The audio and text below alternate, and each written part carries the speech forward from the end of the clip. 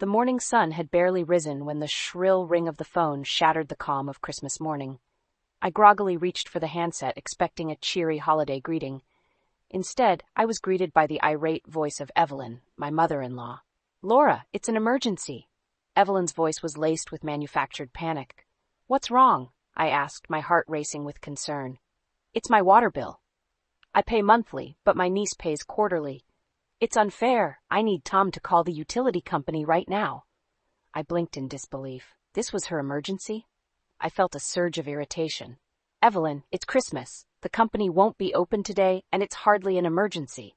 She cut me off. "You don't understand. I'm alone here, and no one cares." Her voice rose, teetering on the edge of hysteria. As I tried to reason with her, I heard Tom's footsteps approaching. "What's going on?"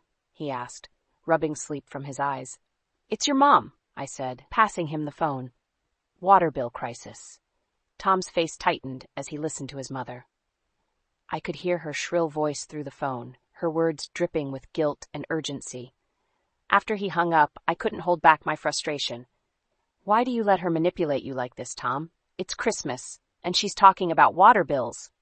Tom's expression hardened. "She's just lonely, Laura. We need to be there for her." "But there's a limit, Tom. She's taking advantage of your kindness."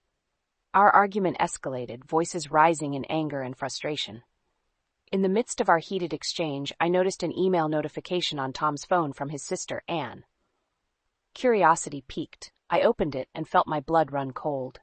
The email was a chain of messages where Evelyn had been spreading vile rumors about me to the family, painting herself as the victim of my supposed neglect. I confronted Tom, my voice shaking with rage. "Look at this. She's been lying about me to your family. This is the lonely woman you're defending."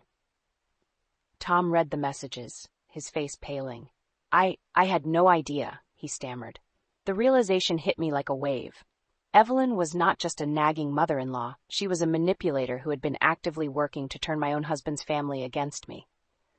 On this Christmas morning, amidst the twinkling lights and unopened gifts, a cold, hard resolve settled in my heart. Evelyn had crossed a line, and it was time for her to face the consequences of her actions. In the cold aftermath of the Christmas confrontation, memories of Evelyn's past intrusions began to surface like unwelcome ghosts. I sat in the living room, the twinkling Christmas lights mocking me with their cheer, as I recalled countless instances where Evelyn had overstepped her bounds. Each memory stoked the fires of my resolve. Later that day, as Tom and I sat in strained silence, I decided to open up about the simmering resentments. "Tom, do you remember our anniversary last year?" I began, my voice steady but laced with bitterness. "How your mother showed up uninvited and made that scene about how I'm not right for you." Tom shifted uncomfortably. "I know, Laura, but she's just... Or what about the time she accidentally sent those emails to your colleagues about me being an opportunist?" I cut him off. "It's always just Evelyn being Evelyn, but it's destructive, Tom. She's tearing us apart." Tom looked down, unable to meet my gaze. "I didn't realize how much this affected you," he admitted. The next day, I decided to dig deeper into Evelyn's behavior. I called Anne, Tom's sister, and what she revealed was shocking. "Laura, you're not the first," Anne confessed. "Mom drove away Tom's ex with similar tactics. I thought she'd changed, but I see the pattern now."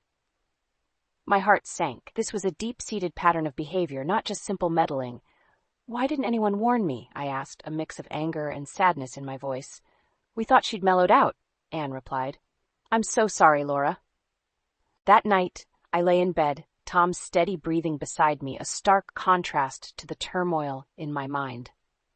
The revelation of Evelyn's past actions wasn't just hurtful, it was a betrayal of trust. I realized then that exposing Evelyn's manipulative nature was not just for my vindication, but for the sake of the entire family. It was time for Evelyn's web of lies to unravel. I began collecting evidence of her manipulations, emails, messages, and even recorded conversations. Each piece of evidence was a confirmation of her deceit. I was building my case, not for revenge, but for justice. Evelyn's reign of emotional terror had to end, and I was going to be the one to end it. As I worked, a sense of empowerment grew within me. For too long, I had let Evelyn's actions slide, but no more. The day of reckoning was approaching, and I would be ready. As the days rolled on, my mission to expose Evelyn's duplicity became my driving force. The strain between Tom and me grew, a silent undercurrent beneath our daily routines. He knew I was planning something, but the full extent of my intentions remained hidden, like a shadow in the corner of our life. One evening, as I was organizing the evidence I had gathered, Tom approached me, his expression a mix of concern and caution. "Laura, what are you doing?" he asked, his voice tinged with unease. "I'm doing what needs to be done," I replied without looking up, my eyes fixed on the screen displaying years of Evelyn's manipulations. "This is going too far. It's becoming an obsession," Tom said, his voice rising in frustration. "Can't we just talk to her, try to work this out?" I turned to face him, my resolve stealing my voice. "Talk to her? After everything she's done? No, Tom. She needs to be held accountable." Tom sighed, the weight of our predicament pressing down on him. "I just don't want this to tear us apart." But the wedge Evelyn had driven between us was already too deep, and I knew there was no turning back. The opportunity I was waiting for presented itself a week later.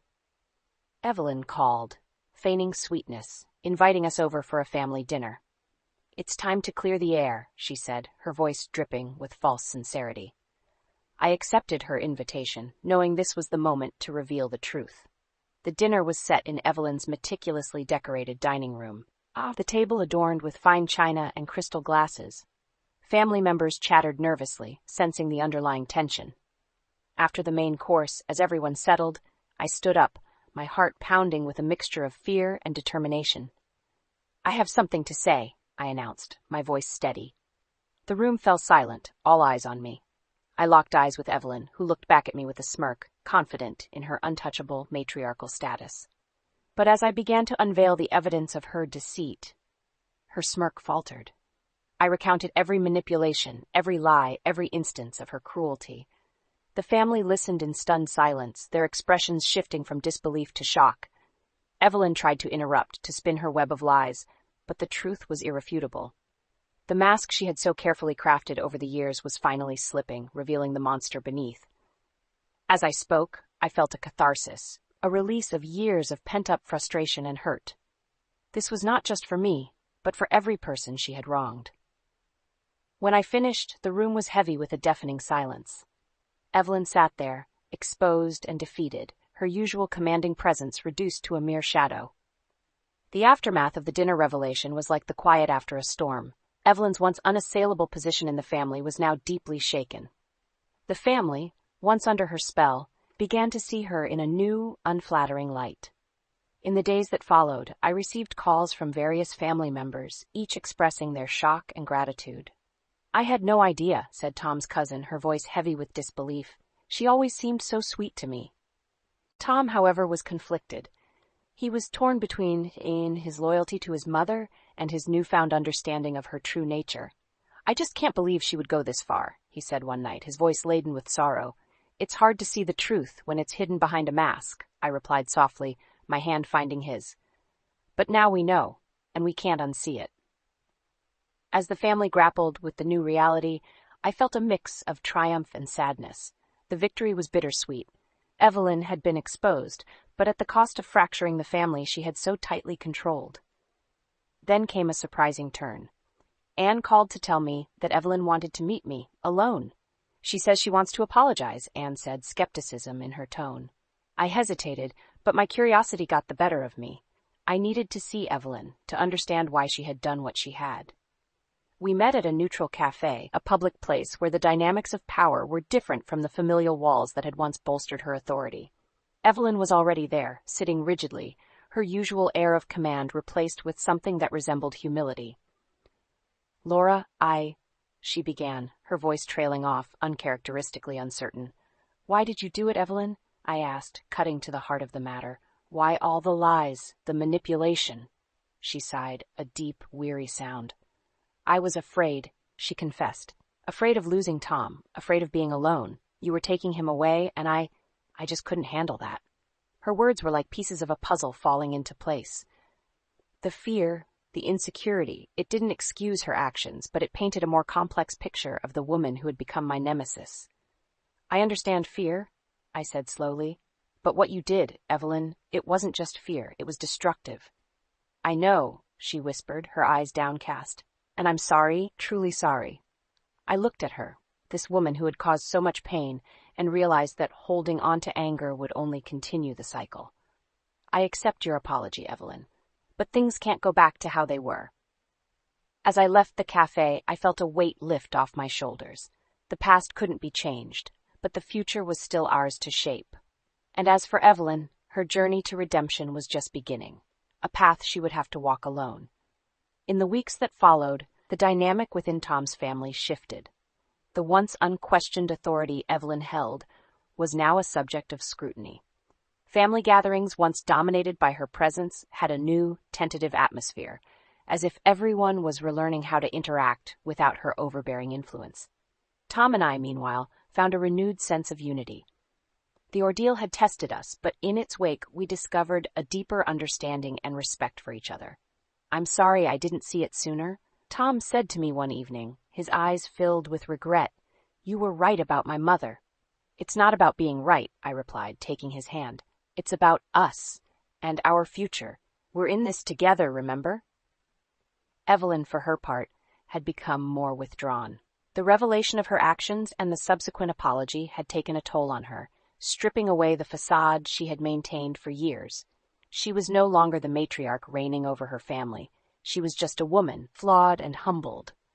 But the true test came during the next family event, a birthday party for Tom's nephew. It was the first large gathering since the dinner confrontation. As we arrived, I could feel the eyes of the family on us, a mix of curiosity and apprehension in their gazes. Evelyn was there, noticeably quieter, her usual flamboyance subdued. Throughout the party, I watched her interact with family members, noticing the careful, almost timid way she engaged with them. It was a stark contrast to the domineering woman I had known. Then, unexpectedly, she approached me. "Laura, may I have a word?" she asked, her voice lacking its former certainty. We stepped aside, away from the buzz of the party. "I just wanted to say thank you," she said, her eyes meeting mine, "for showing me the mirror. I've lost a lot, but I needed to see the truth." Her words took me by surprise. The Evelyn standing before me was a shadow of the woman who had caused so much turmoil. In her place was someone vulnerable, someone seeking redemption. "I hope you find peace, Evelyn," I said, my voice soft but firm. "But remember, trust is earned, not given." As the party continued, I reflected on the journey we had all undertaken. The path to healing was long and uncertain, but there was hope. Evelyn's fall from grace had been her own doing, but in her downfall, there was a chance for change, for her and for all of us. As Tom and I left the party, hand in hand, I realized that while the echoes of the past would always remain, our future was ours to write. And in that future, there was room for growth, understanding, and maybe, just maybe, forgiveness.